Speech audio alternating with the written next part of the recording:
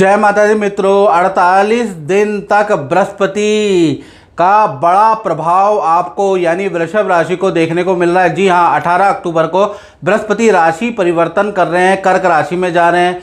कर्क राशि बृहस्पति की उच्चतम राशि है और ये बड़ा परिवर्तन वृषभ राशि वालों इसलिए है क्योंकि बृहस्पति धन के कारक होते हैं, बृहस्पति ज्ञान के कारक होते हैं, पद प्रमोशन के उच्च पद पदवी के कारक बृहस्पति होते हैं, संतान के कारक बृहस्पति होते हैं, परिवार में मांगलिक काम के कारक बृहस्पति होते हैं। और बृहस्पति का अपनी उच्चतम राशि में प्रवेश करना बड़ा लाभकारी रहेगा 12 राशियों के लिए। लेकिन अभी हम बात करते हैं वृषभ राशि के लिए। लेकिन मित्रों ये टेम्परेरी फेज है, यानी 48 दिन तक ये कर्क राशि में रहेंगे, फिर ये कहीं ना कहीं मिथुन राशि में दोबारा चले जाएंगे। तो ये बात रही 48 दिनों की। 48 दिनों के अंदर क्या क्या चीज़ें वृषभ राशि के साथ हो सकती है।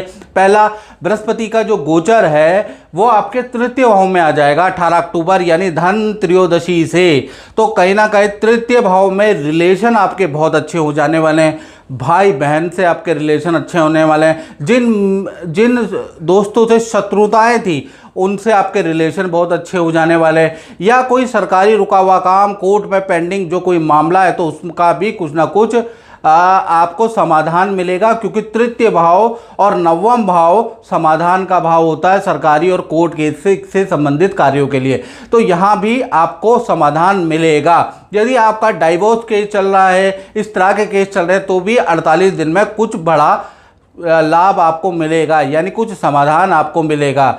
तो तृतीय भाव हो जाने के कारण आपके पराक्रम में भी वृद्धि होगी, यश में भी वृद्धि होगी। इसके बारे में श्लोक क्या कहता है, इसके बारे में बात कर लेते हैं। तो श्लोक के अनुसार कहा जाता है, तृतीय जीवे यात्रा यश सिद्धिदायका, यानी कि तृतीय भाव में जब भी बृहस्पति आते हैं तो पहला आपकी यात्राएं शुरू हो जाती है। कुछ लोग दूर की यात्राएं करेंगे 48 दिन में, कुछ लोगों का विदेश से संबंधित काम बन जाएगा, कुछ लोगों का घूमने फिरने का मौका मिलेगा। तो 48 दिन यात्रा का आपका योग वृषभ राशि का बन रहा है।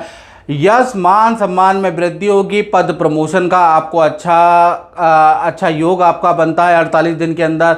साथ ही साथ कोई इच्छा पूर्ति भी होगी, यानी कि जो काम आप चाह रहे हैं, जिस तरह का काम आप चाह रहे हैं, जो चीज़ आप चाह रहे हैं वो चीज़ आपको 48 दिन के लिए बृहस्पति दे सकता है, यानी 48 दिन आपकी इच्छा पूर्ति होती है। तो बृहस्पति का ट्रांजिट यहाँ तो बहुत शुभ है। बृहस्पति की मित्रों 3 दृष्टियाँ भी होती है। 5वीं दृष्टि से आपके सप्तम भाव को देख रहे हैं आप। जो सप्तम भाव होता है वो दाम्पत्य जीवन का होता है। कुंवारों की शादी के योग 48 दिन में बन सकते हैं, या शादी में कुछ तनातनी चल रही है वो सॉल्व होती है। पार्टनर के भी पद प्रमोशन के योग बनते हैं। पार्टनर भी आपको कोई खुशखबरी देंगे, यानी पार्टनर से भी आपको अच्छा सुख मिलेगा। यानी बृहस्पति की 5वीं दृष्टि आपके सप्तम भाव में, सप्तम भाव से संबंधित आपको अच्छा सुख मिलेगा।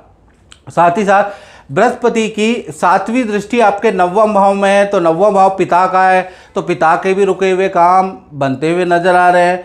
9वां भाव यात्रा का है, विदेश यात्रा का आपका कोई काम बनेगा, या विदेश से संबंधित रुका हुआ काम आपका बन सकता है भाई, उसके योग आपके नज़र आ रहे हैं।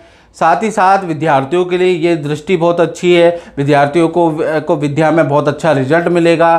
तो कुल मिला के बृहस्पति की जो 7वीं दृष्टि आपके लिए बड़ी लाभकारी है। बृहस्पति की कहीं ना कहीं 9वीं दृष्टि आपके लाभ भाव में। लाभ भाव का मतलब जो भी आप 48 दिन में इन्वेस्टमेंट करने वाले हैं वो दुगना तिगना होने के योग आपके बनते हैं। यानी कुछ आप ऐसी इन्वेस्टमेंट करेंगे या कर चुके होंगे पहले की, उसमें आपको बहुत अच्छा लाभ मिलता हुआ नजर आएगा।